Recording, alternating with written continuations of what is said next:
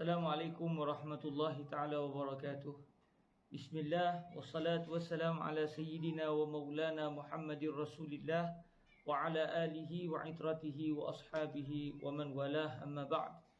Alhamdulillah, kesyukuran kepanjatkan kepada Allah. Pada hari ini kita bertemu lagi dalam majlis 10 minit bersama Sahih Al-Imam Al-Bukhari. Dan kita menyambung pembacaan kita, iaitu pada ucapan Al-Imam Al-Bukhari. Sebelum beliau mendatangkan hadis yang pertama, beliau menyatakan Bismillahirrahmanirrahim. Babu kaifa kana bad'ul wahyi ila Rasulillah sallallahu alaihi wa alihi wasallam wa qaulillahi jalla dzikruhu inna awhayna ilaika kama awhayna ila nuhin wan nabiyyin min ba'dih. Sebelum ini telah didatangkan tentang perbahasan mengapakah Al-Imam Al-Bukhari tidak mendatangkan mukaddimah kitab beliau. Dalam majlis yang kedua telah kita bincangkan. Pada hari ini kita akan membincangkan berkenaan dengan tindakan Al-Imam Al-Bukhari radhiyallahu anhu yang memulakan kitab beliau dengan menyebut Bismillahirrahmanirrahim, tanpa beliau mendatangkan pula Alhamdulillah ataupun selawat kepada Rasulullah sallallahu alaihi wa alihi wasallam. Para ulama menyatakan bahawa Al-Imam Al-Bukhari radhiyallahu taala anhu, sekalipun beliau tidak menyebut tentang selepas Bismillahirrahmanirrahim, beliau tidak menyebut Alhamdulillah ataupun tidak berselawat kepada Nabi Muhammad alaihi salatu wasallam, sedangkan ada hadis Rasulullah sallallahu alaihi wa alihi wasallam yang berbunyi kullu amrin dzibalin la yubda'u fihi bi bismillahirrahmanirrahim fahuwa aqta'. Dan ada riwayat daripada Al-Imam Ahmad yang berbunyi kullu amrin la yuftatahu bi dzikrillahi fahuwa abtar ataupun aqta'. Maka ini sebenarnya tidaklah menjadi masalah, kerana hadis yang pertama yang disebut oleh para ulama kullu amrin la yubda'u fihi bi bismillahirrahmanirrahim fahuwa aqta', ini bermaksud semua perkara penting yang tidak didahulukan dengan bismillahirrahmanirrahim, maka perkara itu terputus. Maka Al-Imam Al-Bukhari telah memulakan kitab beliau dengan bismillahirrahmanirrahim.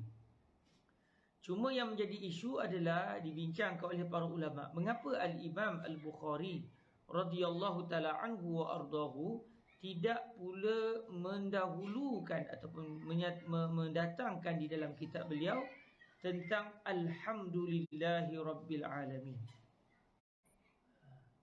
Dan beliau juga tidak bersyahadah kepada Allah dalam kitab beliau. Sebahagian kitab para ulama ada disebut asyhadu an la ilaha illallah wa asyhadu anna sayyidana Muhammadan abduhu wa rasuluh, contohnya.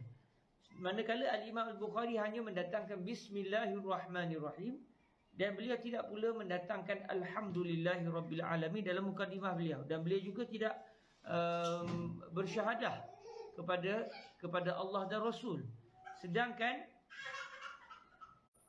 Sedangkan ada hadis yang diriwayatkan oleh para ulama yang berbunyi kullu amrin dzibalin la yubda'u fihi bihamdillahi fahuwa aqta'. Semua benda penting yang tidak didahulukan dengan Alhamdulillah, maka benda itu terputus, maknanya kurang dari segi keberkatannya. Manakala kitab Sahih Al-Bukhari adalah satu kitab yang berkat, yang mengandungi hadis-hadis Rasulullah. Tapi mengapa Al-Imam Al-Bukhari tidak mendatangkan pula Alhamdulillah, sedangkan ada hadis yang menuntut untuk suatu perkara penting itu didahulukan dengan Alhamdulillah. Tambahan pula, mengapa beliau tidak memulakan kitab beliau juga dengan melafazkan dua syahadah, sedangkan ada hadis Rasulullah sallallahu alaihi wasallam yang berbunyi kullu khutbatin laisa fiha syahadatun fahiya kal yadil jazma. Semua ucapan, semua khutbah, semua ucapan yang tidak ada di dalamnya syahadah, iaitu penyaksian tiada Tuhan melainkan Allah dan Nabi Muhammad adalah utusan Allah, maka ia adalah seperti tangan yang terkena penyakit kusta, yang terputus. Maknanya tidak sepatutnya tidak didahulukan dengan Alhamdulillah, dan tidak sepatutnya tidak didahulukan dengan dua kalimah syahadah. Maka persoalan ini timbul apabila Sahih Al-Imam Al-Bukhari, setelah kita merujuk pelbagai nuskah, maka yang kita dapati hanyalah Bismillahirrahmanirrahim, terus kepada babu kaifa kana badul wahyi ila Rasulillah sallallahu alaihi wasallam. Dan ada sebahagian nuskah membacanya dengan babun kaifa kana badul wahyi ila Rasulillah. Dan sebahagian nuskah pula hanya terus kaifa kana badul wahyi tanpa kalimah bab. Namun tidak pula didapati nuskah Sahih Al-Imam Al-Bukhari yang ada padanya Bismillahirrahmanirrahim, kemudian ada pula Alhamdulillah wassalatu wassalamu ala Rasulillah sebagai contoh.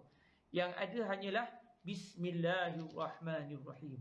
Maka kata para ulama, dalam memahami kenapa Al-Imam Al-Bukhari melakukan perkara ini, para ulama menyatakan hadis, dua hadis tersebut, iaitu hadis yang meminta supaya kita memulakan ucapan kita dengan memuji Allah, dan hadis yang meminta supaya di dalam ucapan kita ada dua kalimah syahadah yang kita lafazkan. Sekalipun Al-Imam Al-Bukhari tidak menulis Alhamdulillah dan juga wassalatu wassalam ala Rasulillah contohnya, dan tidak pula ada dua kalimah syahadah dalam mukadimah beliau. Namun kata para ulama, sekalipun Al-Imam Al-Bukhari radhiyallahu ta'ala anhu tidak menulisnya, maka ini tidaklah bererti yang beliau tidak mengucapkannya. Tidak mustahil Al-Imam Al-Bukhari ketika menulis, beliau menulis Bismillahirrahmanirrahim. Terus beliau menulis pula babu kaifa kana badul wahyi ila Rasulillah. Tetapi secara tulisan itu saja yang tertulis.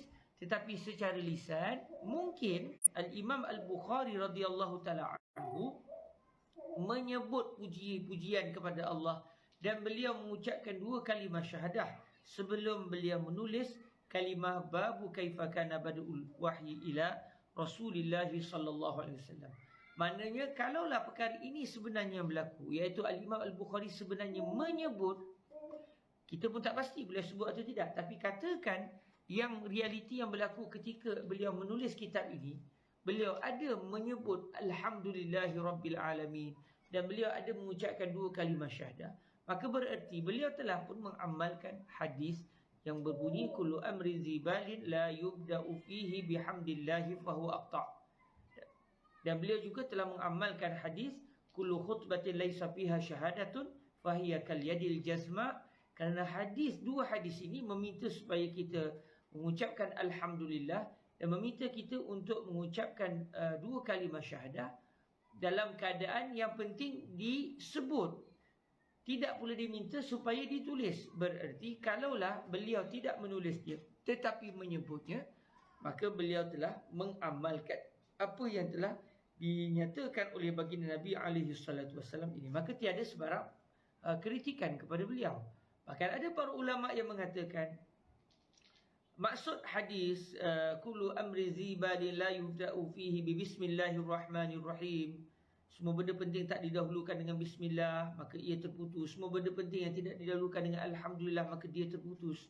Semua khutbah yang tidak ada padanya dua kalimah syahadah, maka ia terputus. Sebagian ulama menyatakan sebenarnya yang dituntut adalah menyebut nama Allah, walau dengan apa cara sekalipun. Cukup dengan bismillahirrahmanirrahim, cukup dengan alhamdulillah, cukup dengan asyhadu an la ilaha illallah, kerana padanya berlaku sebutan nama Allah.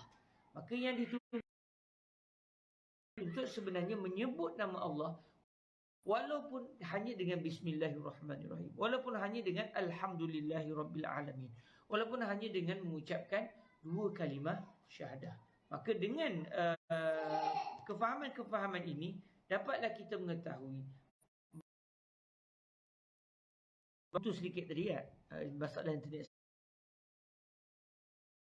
sikit. Saya minta maaf, patutlah kita kena berhenti sebab dah pukul 6.10. Tapi tadi ada gangguan sikit, kita buat sikit, kita teruskan sikit lagi.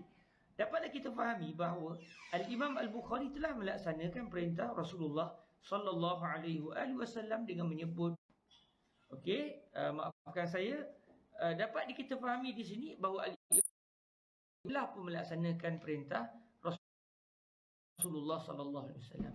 Dan di sinilah kita diajar oleh para ulama, bersangka baiklah dengan para ulama. Walaupun Al-Imam Al-Bukhari hanya